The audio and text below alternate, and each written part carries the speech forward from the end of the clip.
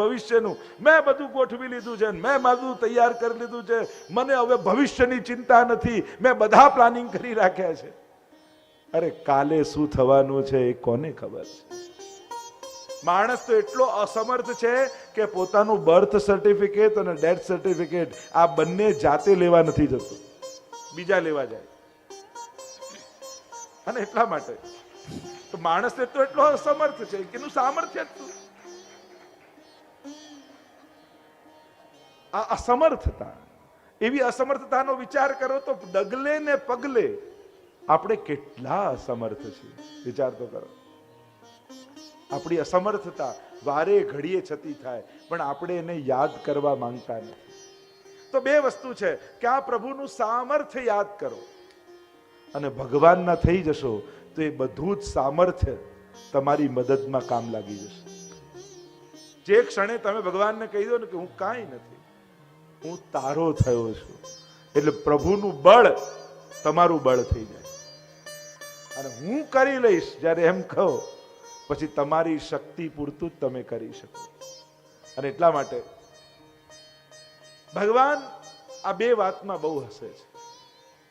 ભવિષ્ય નું જ્યારે માણસ એમ વિચાર કરે કે મેં બધું જ વિચારી લીધું છે, બધું જ ગોઠવી લીધું છે અને એ પ્રમાણે જ થશે એવી કલ્પનામાં જીવે ને એ પોતાની જાતને છેતરવા બરાબર છે. માણસે હંમેશા સરપ્રાઈઝ માટે તૈયાર જ રહેવું જોઈએ. અને આજકાલ તો બધાને બહુ ગમે ને સરપ્રાઈઝ પાર્ટીઓ, સરપ્રાઈઝ ગિફ્ટ, બધું સરપ્રાઈઝ બહુ ગમે. પ્રભુ કે હું જ્યારે આપીશ ને ત્યારે આખી જિંદગી યાદ રહેશે સરપ્રાઈઝ. એટલે બહુ સરપ્રાઈઝ નો શોખીન ના થઈશ. એટલે હરિરાય મહાપ્રભુજી શોક દૂર કરવા માટે ગોપેશ્વરજીને યાદ અપાવે છે કે તમે જેની સેવા કરો છો એ ઠાકોરજી કેવા છે. એ ઠાકોરજીને કહેતા કહ્યું શ્રી કૃષ્ણ ભગવાન સર્વેશ્વરશ્ચ સર્વજ્ઞ કૃષ્ણ સકરુણ સદા. કે સર્વેશ્વર છે, સદા સર્વજ્ઞ છે અને અતિશય કરુણા વાળા છે. જ્યારે બહુ સામર્થ્ય વાળો વ્યક્તિ બહુ દયાળુ હોય ને ત્યારે સમાજને બહુ લાભ મળે. બહુ સમર્થ વ્યક્તિ બહુ કરુણાવાન હોય ને ત્યારે સમાજને બહુ લાભ મળે. કારણ કે ઘણાને કરુણા હોય પણ સામર્થ્ય ના હોય, અને ઘણાનું સામર્થ્ય હોય ને કરુણા ન હોય. દુનિયામાં દયા બધાને છે. ઘણી વાર છોકરાઓ મળવા આવે, યુવાનો જોડે ચર્ચા કરતા હોઈએ, વિદ્યાર્થીઓ જોડે, અને ત્યારે એ લોકો બહુ સારા વિચારો આપે. મને તો આમ સોશિયલ વર્ક કરવું છે, દયા કરવી છે, મદદ કરવી છે, આમ કામ કરવું, બહુ એમને સારા વિચારો હોય. ત્યારે મારે એમને કહેવું પડે કે જો તારે સારું કરવું હશે ને તો ભણી ગણીને સમર્થ બનવું પડશે. કારણ કે અસમર્થ વ્યક્તિ સારું નથી કરી શકતું. તું ભણ, મહેનત કર અને એવી જગ્યાએ પહોંચ કે તું દુનિયામાં ઘણું સારું કામ કરી શકે. અને 5 વર્ષ મહેનત કરીશ ને તો 50 વર્ષ સારા જશે, અને 5 વર્ષ રખડીશ તો 50 વર્ષ મહેનત કરતા રહેવું પડશે. એટલે વિદ્યાર્થી છોકરાઓને કહી દઉં, નક્કી કરજો 5 વર્ષ મહેનત કરીને 50 વર્ષ સુધારવા છે કે પછી 5 વર્ષ હરતી ફરીને 50 વર્ષ મજૂરી કરવી છે. સહેલું શું છે તમે જ વિચારી લેજો. એટલે સહેલો સોદો એ છે કે 5 વર્ષ મહેનત કરશો તો 50 વર્ષ મજા કરશો. પણ ભણવાના સમયે ભણે નહીં અને પછી અપેક્ષાઓ રાખે, પછી તો સારું નહીં કરી શકો, ખરાબ તો શું. અને એટલા માટે સમર્થ બનવું જોઈએ સત્કર્મ કરવા માટે. તો પ્રભુ સર્વ સમર્થ છે અને પરમ કૃપાળુ છે. અને એટલા માટે તમે શોક ન કરો. આ બહુજી પણ જ્યાં ગયા છે તો પ્રભુની લીલામાં ગયા છે. ત્યાં ઠાકોરજીની કૃપાથી એમને ઉત્તમ સેવાનું દાન મળશે. અને અહીંયા ભૂતલ પર પ્રભુ તમારા સર્વ શોકને દૂર કરી અને તમારી સેવા માટે પ્રતીક્ષા કરી રહ્યા છે. ઠાકોરજી એની સેવામાં જાઓ. આ પ્રભુનું સર્વ સામર્થ્ય. અને જીવ કેવો છે? અસમર્થો જ્ઞાન શૂન્યો જીવ ઇત્યેવ નિશ્ચય. જીવની કરુણા કેવી કેવી દશા? એક તો અસમર્થ, કંઈ કરવા સમર્થ નથી. જો આ માણસ જ આ દુનિયામાં એક એવો છે કે પોતાના કામ કરવા માટે બીજા માણસનો ઉપયોગ કરે છે, કામવાળા રાખે છે. ક્યારે વાંચ્યું કે સિંહે 4 શિયાળોને કામમાં રાખ્યા? ભલે જંગલનો રાજા હોય, દુનિયાનો કોઈ પ્રાણી પોતાના કામ માટે બીજા કામવાળાનો ઉપયોગ નથી કરતો.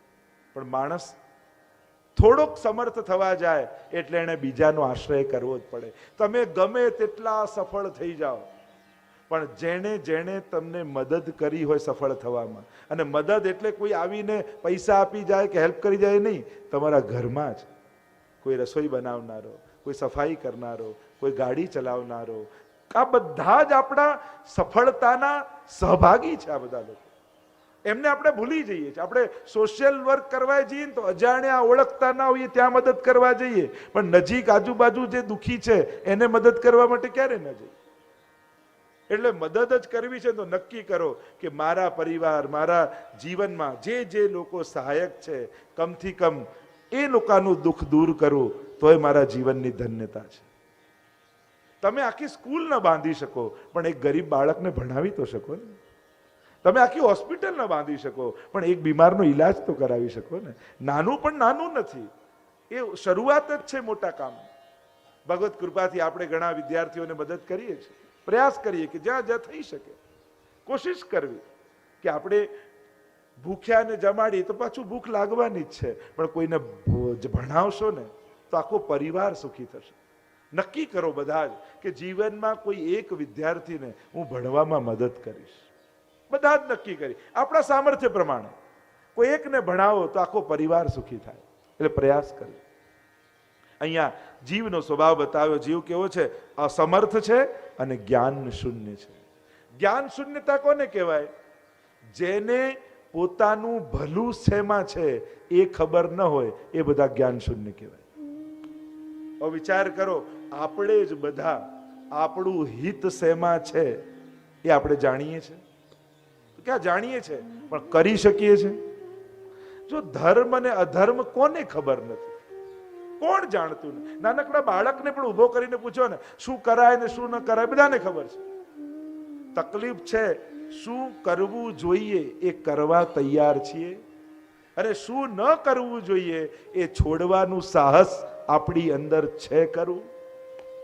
તમને જો પ્રશ્ન કરું તો તમે બધા સાચા જવાબ આપો. ચલો હા નામાં જવાબ. બધાએ ચોરી કરવી જોઈએ, હા કે ના? ચોરી કરવી જોઈએ, દયા રાખવી જોઈએ, હા કે ના? મદદ કરવી જોઈએ, સમભાવ રાખવો જોઈએ, હિંસા કરવી જોઈએ.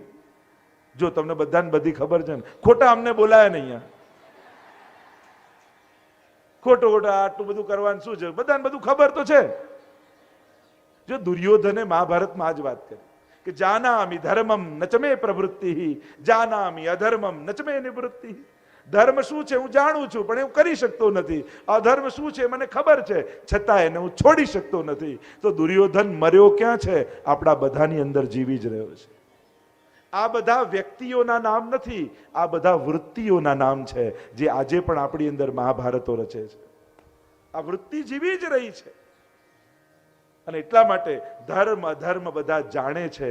હું તો ખાલી તમને સાહસ આપવા માટે આવ્યો છું જય કે જાણો છો એ કરી શકો, અને છોડવા જેવું છે એને છોડી શકો. એનું બળ ભગવાન તમને આપે. એ જ સત્સંગનું પરમ ફળ છે. બસ આ તાકાત તમારી અંદર જાગી જાય. હરિનો માર્ગ છે સુરાનો, નહીં કાયરનું કામ જોને. પ્રથમ પહેલા મસ્તક મૂકી વળતી લેવું નામ જોને. અને તીરે ઉભા જુએ તમાશો, તે કોડી ન પામે જોને. આપણે બધા છે ને કાંઠે ઉભેલા માણસો છે. કૂદું કે નહીં, કૂદું કે નહીં, કૂદું કે નહીં. બસ કિનારે ઉભા ઉભા વિચાર્યા જ કરે કે જવું કે નહીં, જવું કે નહીં, જવું કે નહીં. આ તો અમારા જેવા આવે ને ધક્કો મારીને જતા રહે, અને એકવાર પાણીમાં કૂદે ને તો તરત આપ મળે આવડી જાય. અને માહી પડ્યા તે મહાસુખ માણે, દેખનારા દાજે જોને. અને જે કૂદી ગયા ને એ જ સાગરમાંથી રત્નો લઈને બહાર આવ્યા છે. જો આ રત્નો પામવા છે સત્કર્મના, પુણ્યના, સૌભાગ્યના, તો એકવાર કૂદકો મારવાનું સાહસ કેળવવું પડશે. કૂદી ગયા તો પછી આનંદ જ છે. પણ તીરે ઉભા જુએ તમાશો, તે કોડી નવ પામે જોને. કિનારે ઉભેલા જે કેવલ તમાશાને જુએ છે એને કોડી પણ મળતી નથી. અને એટલા માટે અહીંયા હરિરાયજી કહે છે, એક તો જીવ અસમર્થ છે, ભાગ્યથી, કર્મથી, સ્વભાવથી, પરિવારથી, સંજોગોથી, આ બધાના ભરોસે જ ગાડી ચાલે છે ને. તમારી કાર ચલાવતો ડ્રાઈવર હોય તો તમે શાંતિથી બેઠા રહો, કારણ કે ભરોસો છે. ડોક્ટર પાસે જાઓ, ઇન્જેક્શન ખાઓ, ભરોસો છે. તમે કહો છો ના ના પેલા શું આમાં છે, બધી દવા મને સમજાવો ને આ કરો, તો કોઈ ટાઈમ છે કોઈની પાસે? ભરોસો છે. તો વિચાર કરો, ગાડી ચલાવનાર ડ્રાઈવર પર આટલો ભરોસો, તો જિંદગી ચલાવનાર ભગવાન પર આટલો ભરોસો નહીં કે બરાબર લઈ જશે, એ બરાબર પાર ઉતારશે, એટલો ભરોસો એના પર. અસમર્થ છો એ સમજી લેજો, એટલે તમારી જિંદગી સહારે જવાની છે. જિંદગી ગઈ છે સહારે સહારે, જનાજો જશે કાંધે કાંધે. આશ્રય જોઈએ જ છે, ચાહો કે ન ચાહો. નજીકના સગાઓનો સહારો નહીં લો તો દૂર અજાણ્યા મિત્રો બનાવવા પડશે, એના ભરોસે રાખવું પડશે. પણ મર્યા પછી એ ચાર ખભા તો માણસને જોઈએ જ છે. ચાહનારની ચિતા પર કોઈ ચડતું નથી, ચડવું તો એક તરફ એની રાખને કોઈ અડતું નથી. બેફામ તોય કેટલું થાકી જવું પડ્યું, નહીં તો જિંદગીનો માર્ગ છે ઘરથી કબર સુધી. ક્યાં વધારે રસ્તો કાપવાનો, એ પણ આપણે ક્યાં ચાલવાના, બીજા લઈ જવાના.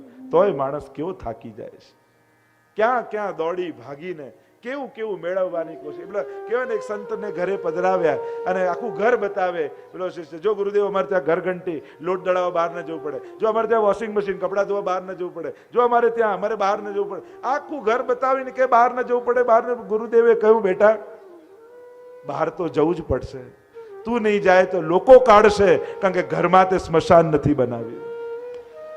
બાકી બહાર તો જવું જ પડશે, તું નહીં જાય તો આજ બધા બહાર કાઢશે. કાઢો કાઢો, લોકોને કેવી ઉતાવળ આવી જાય. જીવનની સમી સાંજે જખમોની યાદી જોઈ હતી, બહુ ઓછા પાના જોઈ શક્યો, બહુ અંગત અંગત નામ હતા. એ જ સ્વજનોના ભરોસે આ આખી જિંદગી જતી હોય છે. અને આપણા બધાની તકલીફ એ ઘણી વાર મૃત્યુ સુધારવાની ચિંતામાં જીવન સુધારવાનું જ ભૂલી જઈએ છીએ.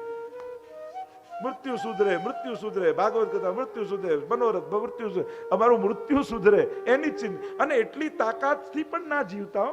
મર્યા પછી લોકો મને યાદ કરે, પણ શા માટે?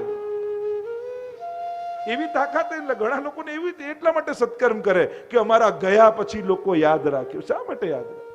એક ફૂલ ખીલે, પોતાની પૂરી સુગંધ વ્યાપે, પ્રસરાવે, પછી કરમાઈને એ જ ખાતર બની જાય અને બીજા ફૂલોને ઉગવાનો મોકો આપે. બસ આ જ ફૂલનું જીવનની સફળતા છે. ભારતની તકલીફ જ એ છે, જૂના લોકોને એટલા બધા યાદ અપાવે છે ને કે નવા લોકોને અવસર જ નથી મળતા. નવા લોકો માટે તક જ ખતમ કરી નાખી. પણ પેલા જેવો થા, પેલા જેવો થા, પેલા જેવો થાય. પેલા જેવા થવામાં પેલો પોતાના જેવો જ નથી થઈ શકતો. ઘણી વાર આ તકલીફ થઈ જાય. અને એટલા માટે એવી તાકાત બી ના લગાવતા કે મને લોકો યાદ રાખે. તમારે એ મહત્વનું છે કે લગ્નના વરઘોડામાં કેટલા લોકો છે એના કરતા સ્મશાન યાત્રામાં કેટલા જોડાયા ને એના પરથી નક્કી થાય કે જીવન કેવું જીવ્યો છે. લોકો એને વળાવવા માટે આવે કે ચલો આખી જિંદગી આપણી સાથમાં અને સાથ આપ્યો છે, સંકટમાં વિપત્તિમાં આ જોડે ઉભો રહ્યો છે. એટલે તમે છો ત્યારે તમને લોકો યાદ કરે ને એ વધારે મહત્વનું છે કે તમારા ગયા પછી લોકો તમને યાદ કરે. તમે ઘરે આવો તો ઘરના લોકોને ઉમળકો થાય એવું જીવન જીવવાનું. અને એટલા માટે જ્યારે દત્તાત્રેય ભગવાનની કથા આવે, 24 ગુરુ બનાવે દત્તાત્રેય ભગવાન. એમાં સર્પને પણ ગુરુ બનાવે. સાપને જોયો તમે આમ ચાલે ને તો આમ વાંકો ચૂકો આમ ચાલે, પણ પોતાના દરમાં જતો હોય ને ઘરમાં ત્યારે સીધો થઈને જાય. સમજી ગયા કે સમજાવું? બહાર ગમે તેટલા વાંકા ચૂકા ચાલો, પણ ઘરે જાઓ તો સીધા વૈષ્ણવ બનીને જજો. કારણ કે આ સંસારે આપેલા સન્માનો માથે રાખીને જશો ને તો ઘરનાય નહીં રહો ને બહારનાય નહીં રહો. ઘરે તો એક પિતા, એક ભાઈ, એક પતિ, એક પત્ની એવા લાગણીશીલ વ્યક્તિ બનીને ઘરમાં પ્રવેશ કરો, જેથી ઘરના લોકોને પણ તમારા આવ્યાનો ઉમળકો થાય. જે નૈકટના લોકોના દિલ નથી જીતી શકતો એ હારેલો વ્યક્તિ કહેવાય. ભલે ને દુનિયામાં ગમે, અને દુનિયાની સંકટ જ એ છે ને, દુનિયામાં મોટા મોટા મહાત્માઓ, નેતાઓ, મહાપુરુષો થયા જેણે આખી દુનિયાના મોટા મોટા સંગઠનો ઉભા કર્યા, પણ એ વ્યક્તિઓ પણ ઘરના 5ને ભેગા નથી રાખી શક્યા. ઇતિહાસ જોઈ લો તમે, મોટા મોટા નેતાઓના જીવન જુઓ, મહાત્માઓ જેણે એમ કહ્યું કે બધામાં ઈશ્વર છે, એને ઘરના 5માં ઈશ્વર ના દેખાયા. આ કરુણા છે દુનિયાની. અને એટલા માટે પરીક્ષા બહાર નથી હોતી, પરીક્ષા ઘરે હોય છે. તમારા ઓળખીતા સ્વજનોમાં તમે સૌહાર્દ રાખી શકો છો, તમે સ્નેહ રાખી શકો છો, એમની ભૂલોને ક્ષમા કરી શકો છો, એમને ભૂલો સાથે સ્વીકારી શકો છો. એ તમારા કરતા જુદા છે, એ જુદાપણાનો સહર્ષ સ્વીકાર કરી શકો છો. 21મી સદીનો માણસ કેવો? આપણે કહીએ અમે મોડર્ન માણસો, તો મોડર્ન કઈ ટૂંકા કપડાં પહેરવાથી થાય? મોડર્ન કેવલ ટેકનોલોજીનો ઉપયોગ કરવાથી થાય? ખાલી મોબાઈલ વાપરતા આવડે ને કોમ્પ્યુટર વાપરે એટલે મોડર્ન થઈ જવાય? ના. મોડર્ન સમાજ કયો? મોડર્ન પરિવાર એ છે જ્યાં દરેકના વિચારોને સન્માન અપાય છે, જ્યાં દરેકની વાત સંભળાય છે, જ્યાં દરેકની લાગણીઓનો આદર કરાય છે. દરેકના વિચારની મહત્તા, દરેકની લાગણીનો વિચાર, કેવલ પોતાનો વિચાર કરીને નહીં, પણ ત્યાં પરિવારમાં બધાના ઇમોશનનું ધ્યાન રખાય છે. એ મારા કરતા જુદો હોઈ શકે છે, જુદો વિચારી શકે છે, અને જુદું વિચારનારો મારો દુશ્મન નથી થઈ જતો. એનો વિચાર જુદો છે. અને દરેક બુદ્ધિમાનને પોતાનો વિચાર હોય જ, તો જ એની બુદ્ધિમાની કહેવાય. અને એટલા માટે ભગવાને જે આ જુદાપણાનું, ભગવાનના સર્જનમાં વિરોધ નથી, વૈવિધ્ય છે. જ્યારે વિરોધ રૂપે જોશો ને તો દુનિયા ઝઘડતી લાગશે, અને વૈવિધ્ય જોશો તો એ ગુલદસ્તો લાગશે કે કેવા જુદા જુદા ફૂલ ખીલ્યા છે, એનું સૌંદર્ય લાગશે. અને બગીચાનું આ તો સૌંદર્ય છે કે જ્યાં જુદા જુદા પુષ્પો ખીલ્યા છે. તમારે જુદાપણાનો આનંદ માણવાનો. ઘણી વાર લોકો કુંડલી મેળવવા આવે, અને કુંડલી મેળવવું એટલે શું? ઘણા કે અમે મેળવીને કર્યું. મેળવવું એટલે શું? બંનેને એક જ વસ્તુ ભાવશે, બંનેને એક જ વસ્તુ ગમશે, બંને એક જ વિચારશે, એને મેળાપ કહેવાય? મેળાપ